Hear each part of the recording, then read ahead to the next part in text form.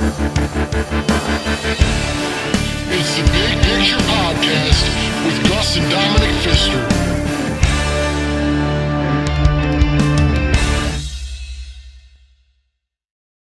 Hello, I'm Dominick Pfisterer. And I'm Gus Pfisterer. And welcome back for episode 3 of the Big Picture Podcast, the podcast where we paint the big picture regarding the contemporary issues within the sports landscape. We're excited to announce that we are now brought to you by Mello's Subs on 242 Genesee Street in Utica, New York. We have a great show for you today as we're going to dive into the spectacle that is the home run and the importance within baseball and American culture. If you missed us last week, you can check us out on our YouTube channel, the link to which is in our Twitter bio at podcast_picture, our Instagram account, The Big Picture Sports, and our Facebook account. Gus, how you doing today? Really good, Dom. I'm really excited because Major League Baseball announced they have a 60-game season coming up, and man, I missed baseball. I missed it too. I'm happy they were able to figure it out, come to an agreement. I can't wait to watch baseball. I can't wait to watch home runs.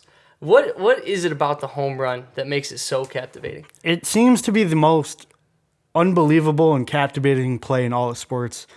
Everything is designed to be against the hitter. There's pitch counts, there's scouting reports, pitch selection, there's chemistry between pitchers and catchers. And all of it is designed so that the hitter has no idea what's coming.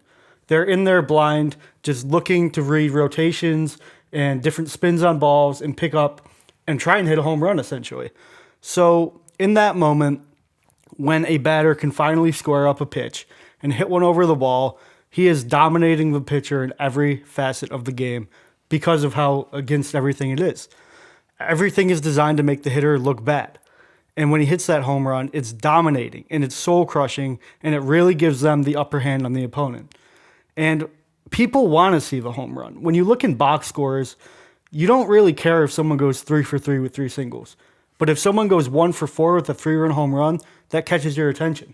It's exciting and it's interesting because baseball is the only team sport where the hitter is on his own. You're completely on your own. You're not like that in any other sport. So when you hit the home run, you're doing it by yourself. It's not like football where you're catching a block or you're getting a screen in basketball. And also in baseball, it's the only sport where the stadiums are built around a single play. They're built with the home run in mind. You have the Green Monster in Fenway Park. You have the short porch in Yankee Stadium. And you could go around to all the teams and look at the different builds, and they're trying to better themselves. And there's no other sport that does something like that.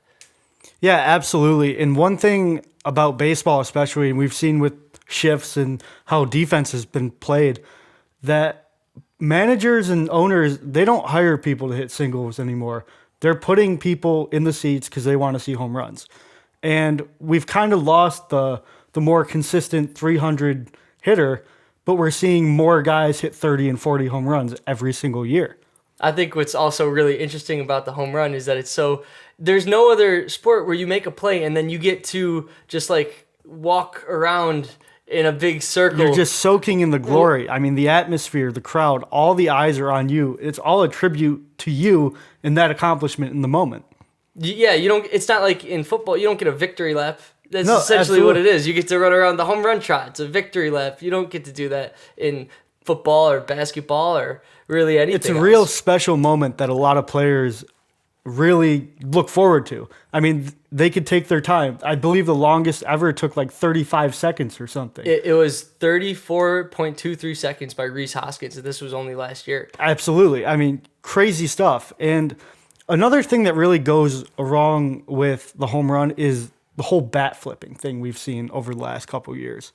For baseball fans and baseball purists especially, it's a pretty strange game. There's a lot of unwritten rules and notions of the game that aren't really understood by the average fan. And that's where the problem lies, because this game has been played all over the world now, and we've seen it especially in Latin culture.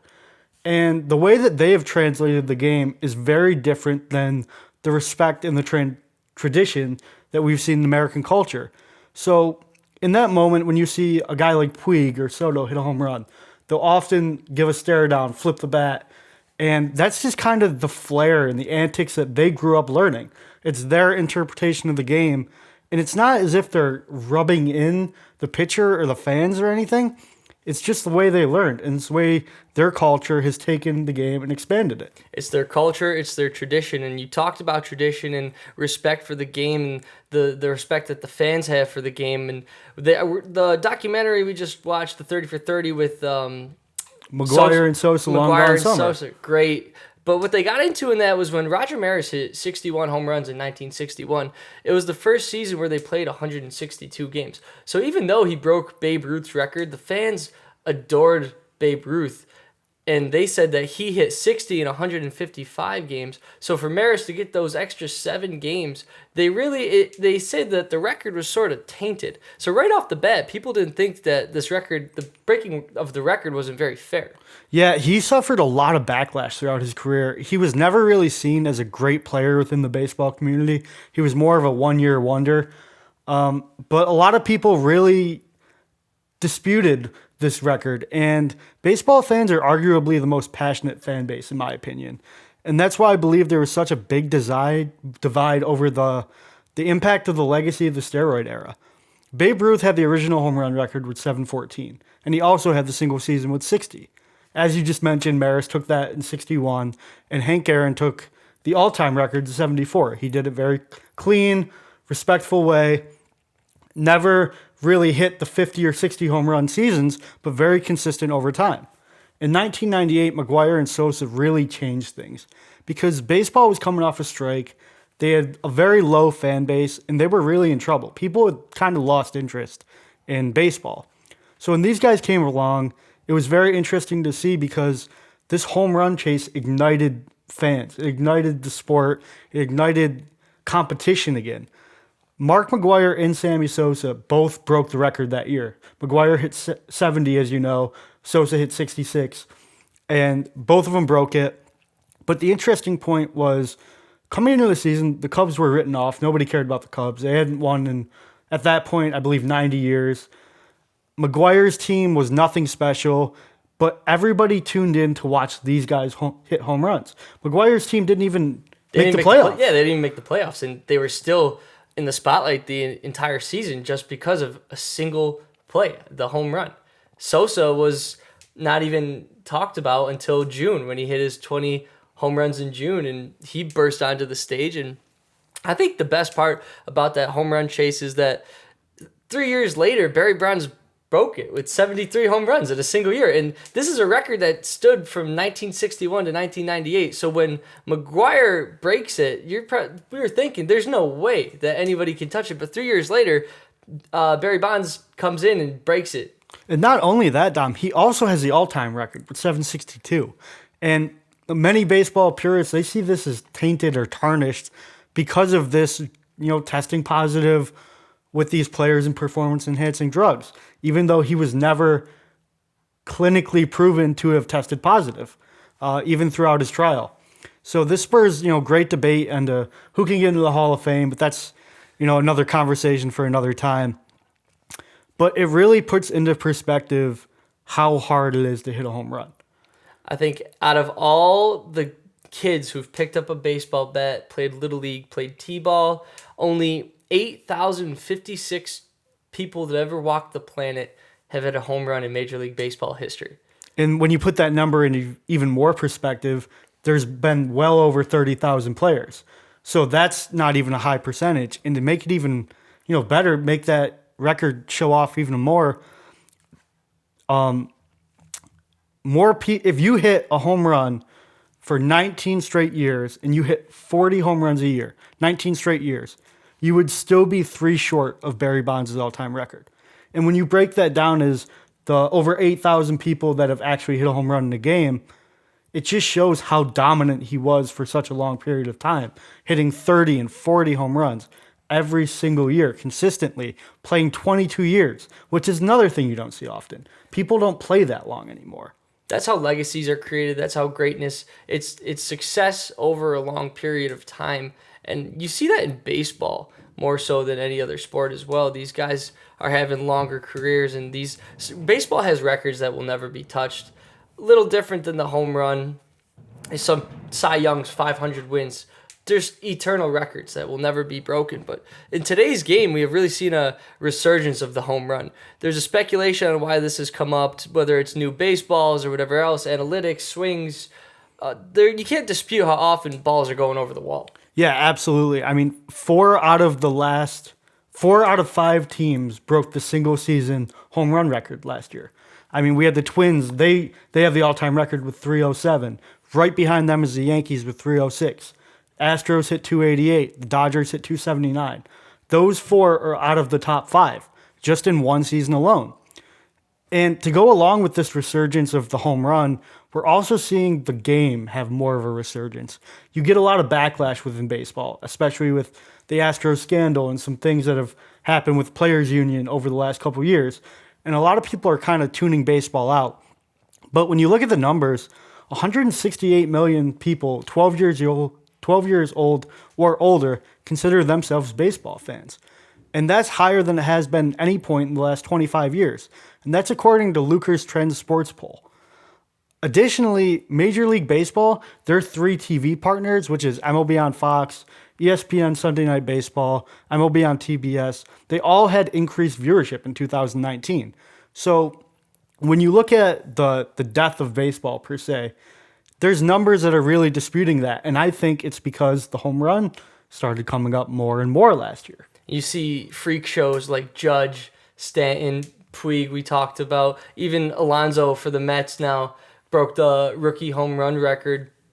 These players are evolving just like they do in other sports, but they're evolving to hit more home runs, and that's just exactly what the fans need. It's exactly what baseball needs, and anyone who's hit a home run will tell you, even if it is in Little League on an 110-foot fence, some of their best memories are growing up on a baseball field. Absolutely. There's only one person I've ever met in my life that hasn't played Little League Baseball. It's such a common formality for kids, and everybody dreams of being that kid in the 9th inning, bases loaded, 2 outs, World Series, hitting the home run.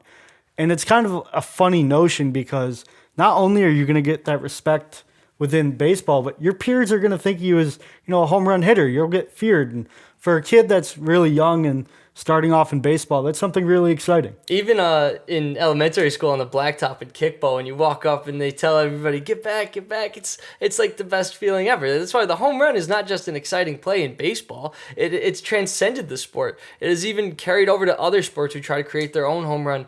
Basketball, we see them shooting more threes than ever. Football's up tempo. They're trying to throw the ball all over the field. Offenses are shifting, the air raid, the spread, the whole thing.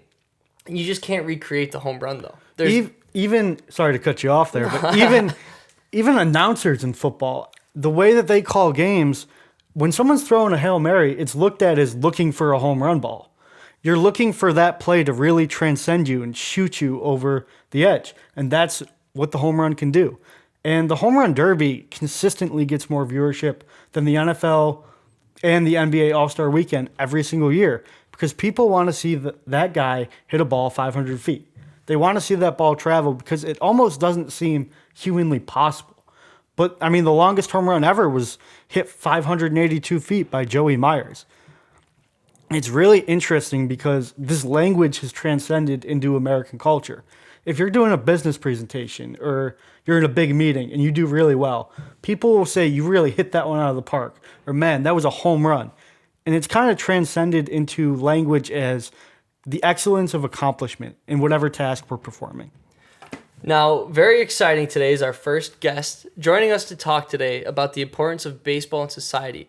We are happy to introduce Richard Hunt. Mr. Hunt is currently a lecturer at Hamilton College and an academic performance specialist at the University of Buffalo. Additionally, he has been a longtime member of the Society of American Baseball Research, captain of the 1973-74 Siena baseball team, and Hamilton College pitching coach for 22 years. Yeah, he's a great baseball mind, someone really knowledgeable about the game. He does a lot of research, as you mentioned, for the Society of American Baseball Research. He's helped us come up with stats and conversations, and he's really expanded our baseball knowledge. So it looks like here he is right now. Richard, how you doing? Doing great, Dom. How are you? Great. Thanks for coming on the show. We're happy to have you. It's fun to be talking baseball, Can't think especially of because many better baseball guys. To be honest with you, can't think of many better baseball guys. today is an important uh, day to celebrate the Negro Leagues. Absolutely, and we're gonna jump right into it Yeah, with baseball, honestly, I'm glad you said that because baseball is a game that has really represented our country, and a lot can be said about what it means from a societal standpoint. Its role in civil rights, especially, from the Civil War to civil rights and all points in between. Can you talk to us about how baseball has helped impact our society? Absolutely. Today, Major League Baseball and a lot of politicians and Michael Jordan are calling it Tip of the Cap Day to honor the Negro Leagues. And it's kind of a fun thing to see so many people giving a shout out to Negro Leaguers. I think one of the things that baseball did is lead us to our democracy when Jackie Robinson entered the Major Leagues on April 15th, 1947. I had the pleasure of seeing Jackie Robinson speak to the student body when I was a student in New Hartford on March 19th, 1968.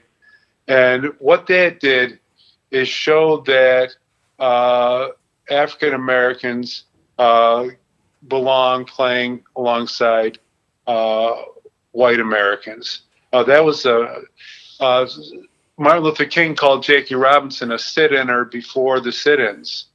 And because baseball is such a popular sport, more popular than the NFL, the NBA, I think the only sport that had more popularity when Jackie Robinson broke the color line was boxing.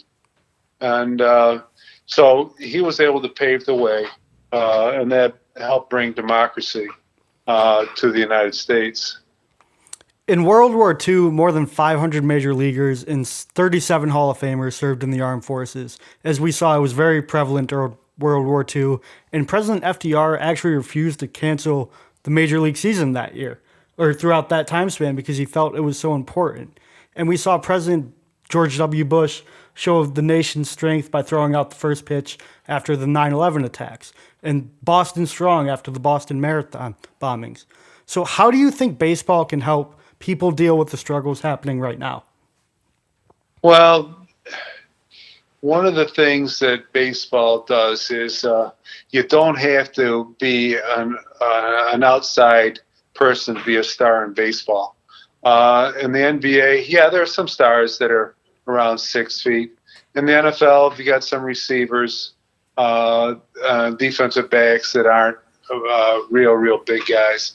But baseball, you have big guys, short guys, heavy guys, thin guys. You have, and of course, you have well over 30% of Major League Baseball players are foreign now. And so what baseball does is it's a melting pot. And more than any of the other sports, although the NBA, I think 30% of the NBA is European now. But baseball is a melting pot, and it brings in, I've seen games in Japan, Dominican Republic, Cuba, Canada, all these different countries, and it's a universal game that brings everybody together. And the only way you can advance is on your talent, not on who you know. How much you pay. It's based on your talent. Absolutely. And in your mind, how has the home run really transcended baseball? Well, that's kind of interesting because as a pitcher, I was not a fan of home runs. But enough guys hit them off me, so I had to know a little about it. I think it's kind of interesting to see that the home run really became prevalent in Major League Baseball in the 1920s. And people attribute it to Babe Ruth, of course. But you also have to remember 2 rule changes came in the 1920s that also were helpful to hitters. One of the rule changes was you changed the baseball when it got dirty and misshapen. So in the 1920s, you started to replace balls. So newer balls were being used. And the other change that came in the 1920s was outlawing the spitball. So that gave hitters an advantage. And then all of a sudden you saw Babe Ruth hitting home runs and his popularity. That really changed the game. And people love home runs. It shows power, it shows strength, it shows that you beat the pitcher, and you can just jog around the bases. So it's the home run is a real exciting thing for baseball, but it wasn't for me. I'm not pitching. Truly a spectacle. Richard, can you tell us what is your favorite baseball memory? I have 1,000 of them. I played Little League in New Hartford. I was never a pitcher, and my first memory when I got to Little League, the first game I played in Little League, I pitched, and the opposing pitcher was Ted Sater, who became a great coach in the NHL. And I remember it didn't go so well for me as a pitcher. So Don Edick, my high school coach, never let me pitch. I got to college, and the coach said, "Well, you're a first baseman." I said, "Oh, no, I'm a pitcher too." And so that started my pitching career. And maybe my best memory was playing in a tournament down in New York City. As a freshman, I'm a pitcher, but I only had a first baseman's glove. So I called my father and I said, I'm playing, I made the team, I made the travel team. I'm playing in a tournament in Brooklyn. And this is in September 1st, 1970.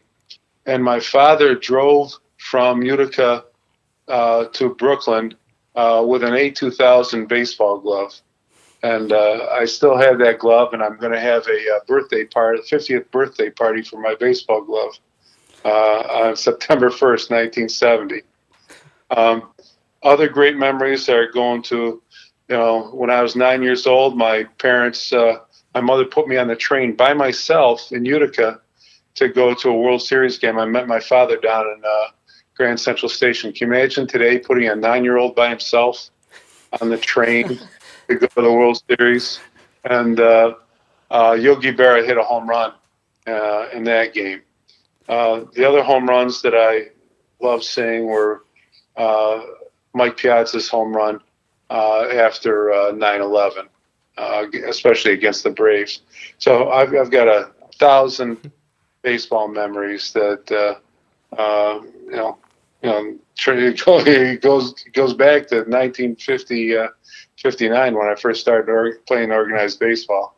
One last question for you. What do you think we can expect from this upcoming season with the shortened season and all the speculations coming with it? Well, I'm one of the few people that gets up at 5:30 every morning to watch Korean baseball, so I have favorite players and some favorite teams. I love the Dosen Bears, who got killed today. But what can we expect? Well, you've got 60 games, and you have to remember last year, the Washington Nationals, who are World Series champions, they started out the season in 19-31. And so you've got 60 games. Anything can happen. I'm hoping it's the Mets, of course, but with such a short season, I think we could see some really interesting teams make a showing. Who knows? Maybe could it be? Will the Nationals repeat? The Mets? The Mets! Come on! Well, unfortunately, with the 60-game season, Syndergaard's out with surgery, so they're going to have to rely on some other guys. But it'll be interesting to see. One game is going to mean so much as opposed to one game in a 162 season. 162 game season. Here you've got 60 games that get to the playoffs, so each game is going to be vital. So that'll be fun. I can't wait to watch the Nationals beat the Yankees on opening day. I don't know about that. Well, I do. Well, 2020's been a pretty crazy year, crazy enough to see the Mets win the World Series. We don't know about that. Mr. Hunt, thank you so much for calling the show. It's been a pleasure having you on. Well, Gus, Dom, thank you. It's fun talking baseball anytime. awesome. We long for baseball to return to pull us together as it has so many times in the past and to restore this sense of normalcy and routine. And time again, baseball has really been there for us. And there's so much more we could say about it, but I think it just can all be summed up by saying this summer we need baseball. Until next time, I'm Dominic. And I'm Gus Pfisterer. Thanks for tuning in. We'll see you next week. It's the Big Picture Podcast with Gus and Dominick Pfisterer.